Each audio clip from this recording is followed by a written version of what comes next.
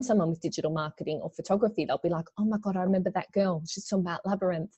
I'm obsessed with that movie. I might just have a look and see what her rates are like, because you're in the front of their mind because you've done something a little bit different, and it might not be for everyone, but come on, people don't like Labyrinth.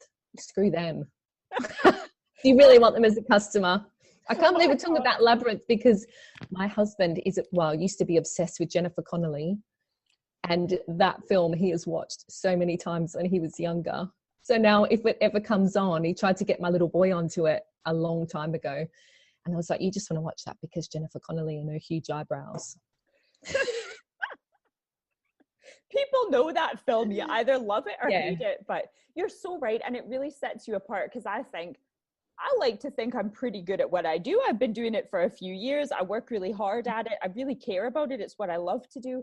But I'm very aware that I'm not the only good brand photographer out there.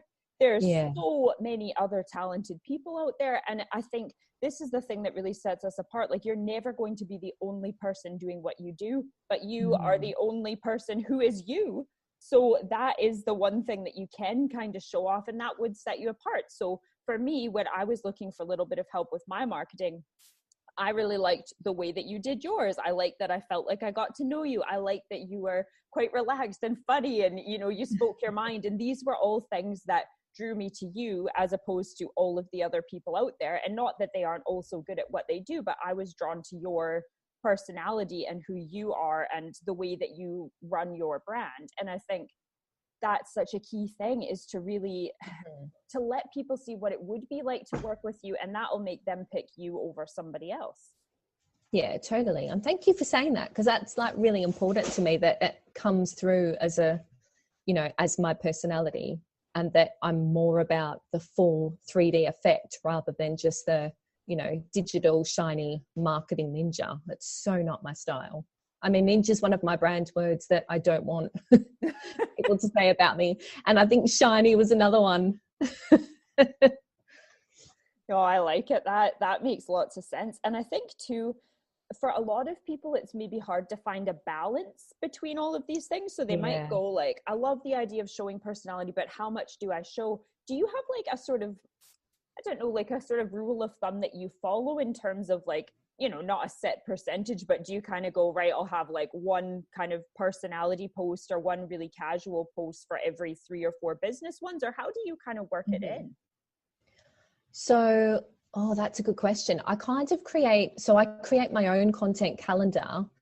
And within that calendar, I'll post about specific subjects each day.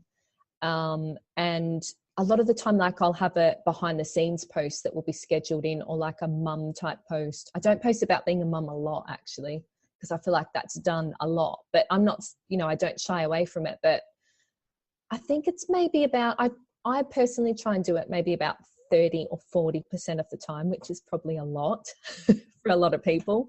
But I mean, if it was something that you were scared of doing, you could try 20% of the time. So maybe for every 6th post that was, pretty serious, you could try something a little bit lighthearted, or try a behind the scenes kind of thing. It's just really what feels comfortable for each person. I'm particularly happy with writing about cups and Labyrinth and, all the silly stuff. But I know that's not for everyone. But yeah, I mean, if people just tried it out and maybe went for every 5th or 6th post and just see what happens, and if you hate it or if something doesn't work, just don't do it again. It's not, it's not the end of the world. That's good. That's a good starting place. And I think for me with video, I was quite not scared of video, but just a little bit like, I don't know what I'm going to say or what I'm going to create. Are people even going to watch these? And I remember like the first few ones I did, I recorded like loads. I did loads of takes. I kept being like super picky, like that doesn't sound right. I'm going to redo it. And then it's like you spend 2 hours creating a video that's, that for what? For people to watch for a minute. And especially if it's on Instagram stories and it disappears. I know. And it is like, I know that you helped me a little bit with that as well, like trying not to put too much time, not that you want to just knock things off, of course, but not putting so much time in considering the platform. So, if you're writing a blog post or something that's going to stick around for a while, okay. But exactly for stories that disappear in 24 hours, I shouldn't be spending 2 hours creating a minute-long video. So I think what I found is that the more I do it, the less I worry about it being perfect, and also the more comfortable I am. So now I'll post video content probably about 40 or 50% of the time, because I've just gotten used to it. And I think probably the same goes with the sort of personality stuff. If you can start by doing it like really minimally and just give it a try in stories, and then maybe you try it on your feed, and then, you know, just build it up. And the more you do it, the easier it gets. Baby steps. And I mean, your videos are so good. Your videos are amazing. You're getting so comfortable with reels now. It's sort of making me feel a bit, oh, I need to do a few, not the comparison thing. I have done one reel. I did a couple on the weekend, actually. I'm getting more I think reels, it's more, it's time consuming. Don't you think? It's super time consuming. But I mean, I'm totally with you on the video thing. When I first started doing videos on Instagram stories, I actually haven't done one for ages. I probably should do one. I just haven't got around to it. I would do it, and then I'd go, oh my God, I hate my voice. It sounds horrendous. Listen to my accent. Why does my voice sound like that? I mean, not great when I'm on a podcast. I kept listening back and going, oh my God, I hate this. And then I thought, oh, do you know what? Screw it. I've posted nothing to stories. I'm just going to have to smack it out there and see what happens. And then the more I did it, the less I cared, because I just didn't watch it as well. If you don't watch yourself, it's totally fine. If you hate how you look on video and you hate just don't listen to it. But people kept coming back and saying, I loved your video. So I was like, oh no, now I'm going to have to start doing more. I just never listened to them. Never. That's a good trick. I do it with this podcast as well, because what I've realized when I do go back and edit, you know, if there's been like a Wi-Fi issue these days recording over Zoom or things like that, and I'll pull those bits out. But I don't like to listen to like the full episode of myself talking. I always kind of fast forward through my bits, because you catch yourself just saying stupid things, or like I'll always say that's great, or I agree, or you know, you get these like phrases that you always say. So yeah, totally agree. You're kind of best to just not be too critical, record it, make sure you said what you want to say, and just get it out there. Yes, that's why actors never watch their own work, isn't it? Do you think that's why? Unless you're like really amazing and you look like you're Jennifer Aniston or someone, and you just look. If I was Jennifer Aniston, I'd be watching myself all the time. Look how amazing I look. She's probably thinking, look at all my wrinkles. I hate my voice. We're all our own worst critics, no matter who you are. But no, I totally agree. The more you do it, and thanks for saying that about my videos. I sometimes feel a little bit like, oh, they're not quite professional enough, or people will be expecting more out of me, you know, as a photographer. But I think the thing is, I could take the time out and set up my camera on a tripod and hook it up all fancy and have a white wall behind me. But I like people to feel like I'm talking to them in a natural setting. I don't want it to start feeling so formal and so contrived that it's, I don't know. I think people want content that is real and feels quite natural to them. And I think like, I used to worry too about, you know, most of the time, not that anybody can see this because this is just an audio podcast, obviously, but most of the time I look like this these days. I've got a big jumper thrown on, my hair's not done, I'm wearing little, if any, makeup. And I used to really worry about like, oh, do I really want to put videos like that out into the world? But nobody is watching me expecting me to look like a supermodel. People are watching because they want to hear what you have to say and to get to know you a bit. So I think you're better off just being you and being real. And those videos and that kind of content always gets way more engagement than the ones that are more polished, I find anyways. I don't know if it's the same. They do. It's always those ones, isn't it?